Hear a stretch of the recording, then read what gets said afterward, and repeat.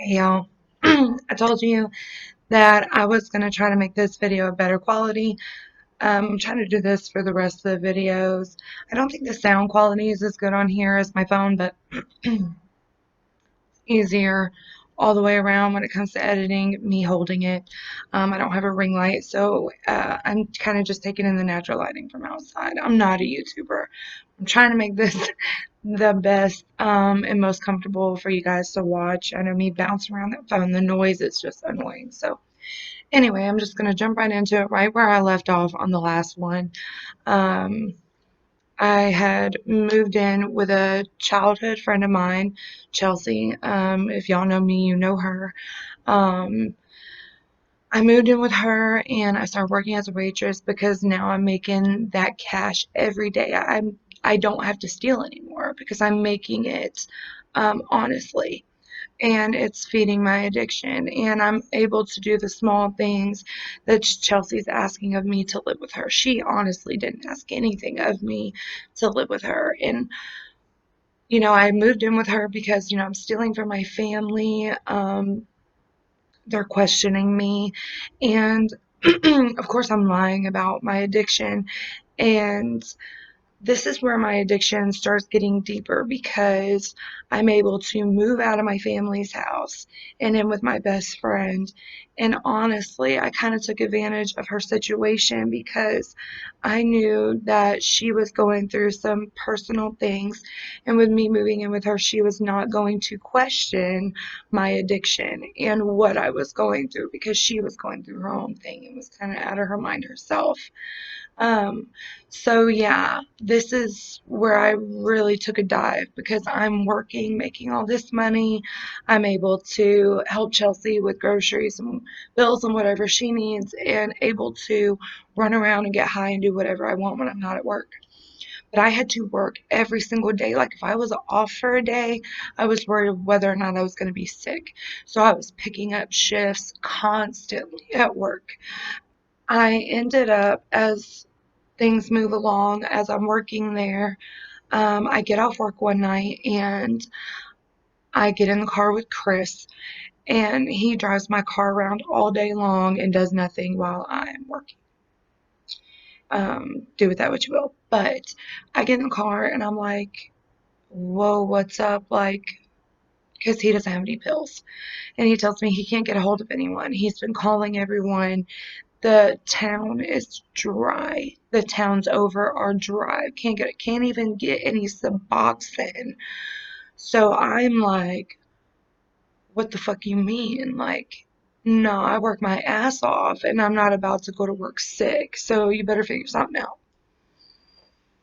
Well, his sister lived in Nashville, and he got a hold of her, and she said that she couldn't get a hold of pills, but she could get a hold of some dope.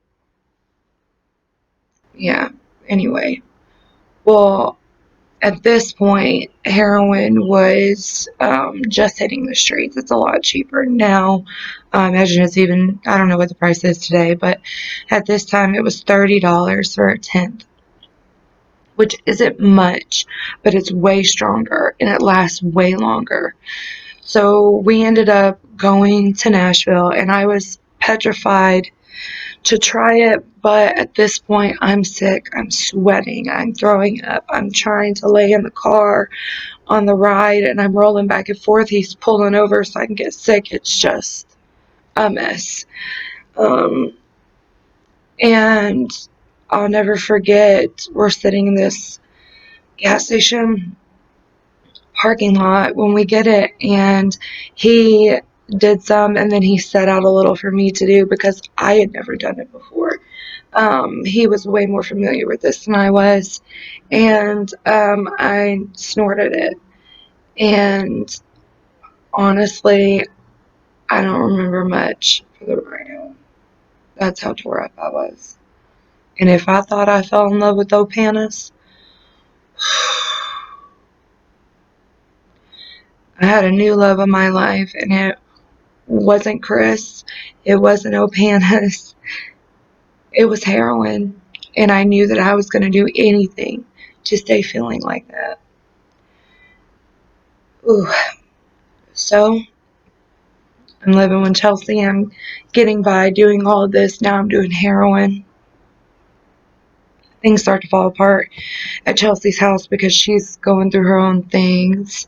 And, we're drug addicts, and her husband's doing his shit. And it was crazy for all of us to be kind of be living there. So we had a bright idea, Chris and I. Hey, let's move to Nashville. We're driving back and forth to Nashville every single night to cop some dope. We could save money if we moved to Nashville. I mean, that is so stupid. That is, thinking back on that right now, I was talking about saving gas money. I drove a 2015 Toyota Corolla. Okay? I ain't wasting no gas anyways. It's so cheap to drive back and forth. But I would much rather move. I literally moved to Nashville for drugs. That is why I moved there. So we all move in together. And four addicts in one home. Um, I had already gotten myself a job in Nashville before I moved there, and I kept my waitressing job so I could keep that cash. And I was stealing from the restaurant too, as if it wasn't good enough that I was making hundreds of dollars a day. To me, I had to comp tickets to take money because I needed more money. It just wasn't enough. I knew the more money I had, the more dope I could have, and I was on a one-track mind. That is all that mattered to me. So that's why I'm not going to make this a thing about Chris and my relationship, because we have been through a lot together, but we had a drug induced relationship, and that is the truth. There was no dating, getting to know one another, doing this, that, and the third. It was drugs, drugs, drugs, drugs. That was the entirety of our relationship. So he will be a big part of the story. He's in the story a lot. He is not a big part of it, because the truth is, I didn't care for him. I was in love with heroin. That was my one track mind. So, like I said, I'm stealing from the restaurant. Now I'm working in Nashville, and I've got another gas station job. So, I'm skimming that money out of there too. So now I'm stealing from two different states, two different, like, companies, and I don't even care the fact that I'm looking at prison time. Okay. Oh gosh. I ended up quitting the restaurant. I was tired of driving back and forth. I didn't want to drive back and forth to work, but I would drive from there to Nashville for dope every day. I was tired of driving an hour to go to work. I took as much money as I could out of there that day and walked out. And I still go eat there today. Oh, motherfucker. Oh, okay. So I'm working that job in Nashville, skimming out of the register. They're catching on to us because there's not only me, but there's two other girls. The one other girl that lived with me and a girl that was my neighbor. We're all living there, working there. We live in the same complex and we're working together, skimming money, and we're all on dope. Well, they started to catch on, you know what I'm saying? They don't know what we're doing. They have an idea it's something shady. They haven't caught us. So months go by. They're trying to figure it out, trying to figure it out. One night at my work, the boss comes in, and I ran the register closest to the side door. Okay, I was outside collecting trash, bagging the trash to throw it away for the night. We were about like 2 hours from closing, maybe if that, maybe an hour.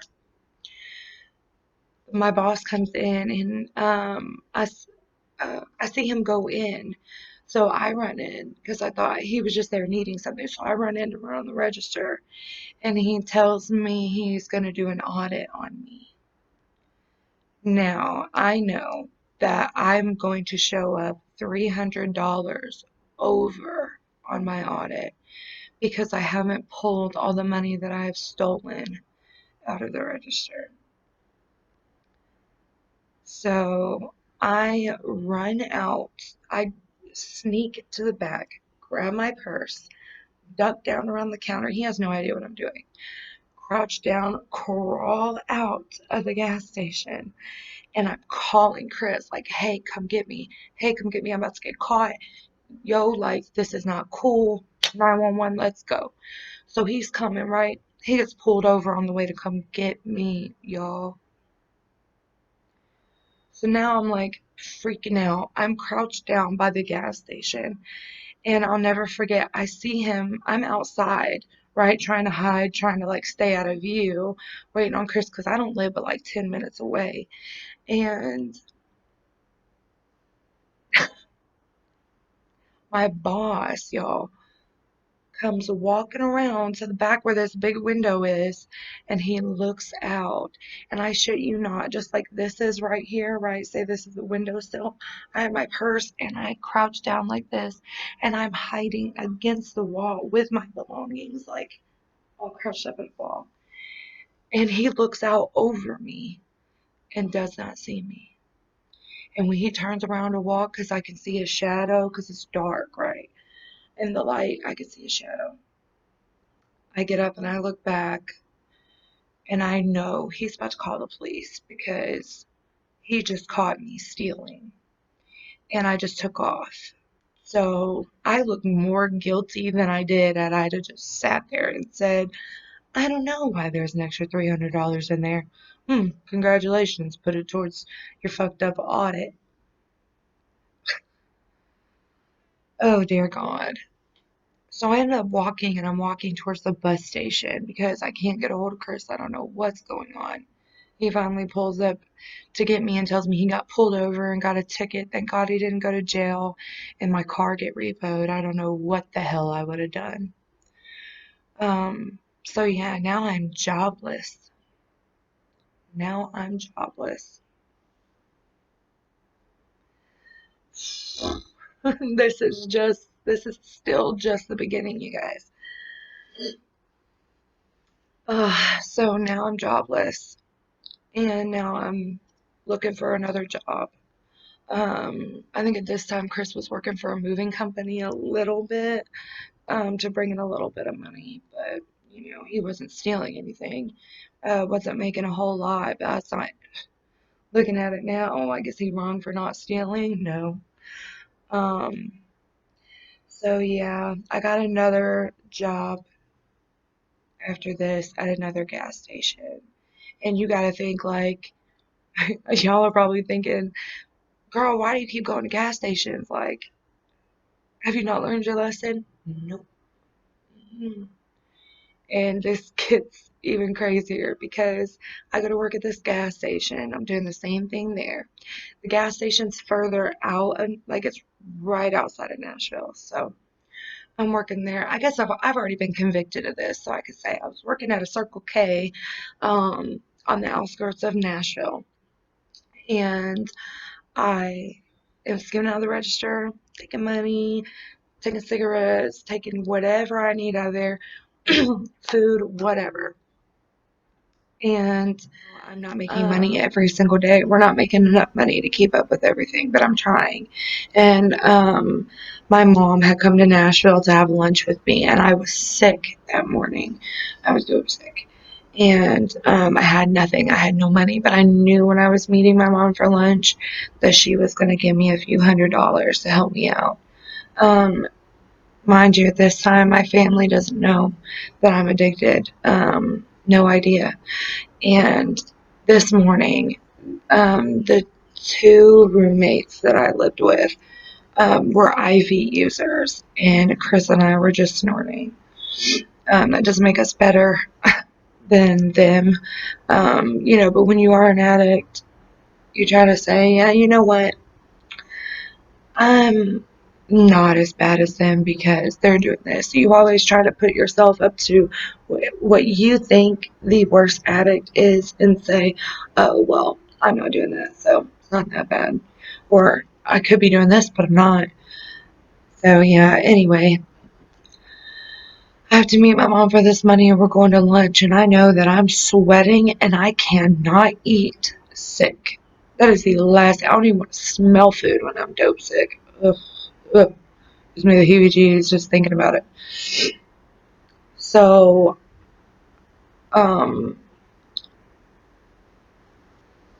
my roommate, the female, I'm trying so hard not to name people.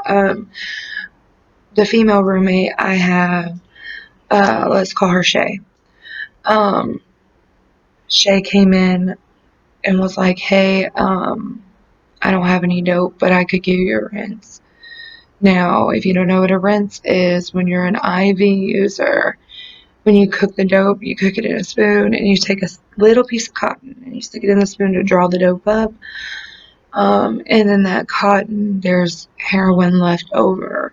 You can just squirt water back on it and cook it off, stomp it out, and suck it back up and use it um, as a rinse.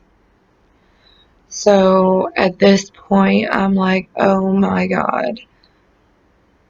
I'm really like, the gears are going in my head. Like, am I really going to do this? Can my mom see me sick? Can I go without getting anything? I have to work tomorrow. What if I don't meet my mom? How am I gonna get money? And I mean, my brain's just like I'm going nuts. But I finally give in, and I'm like, you know what? Let's do it. I have to do this. My mom's 30 minutes away. I can't be sick when she gets here. So Shay helps me tie off, and she shoots me up for the first time.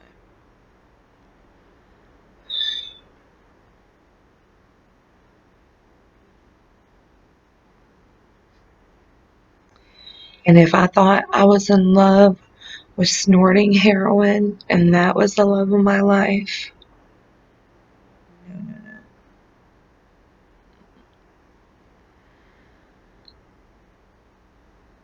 I would have sold my soul at this moment in my life to feel this way forever.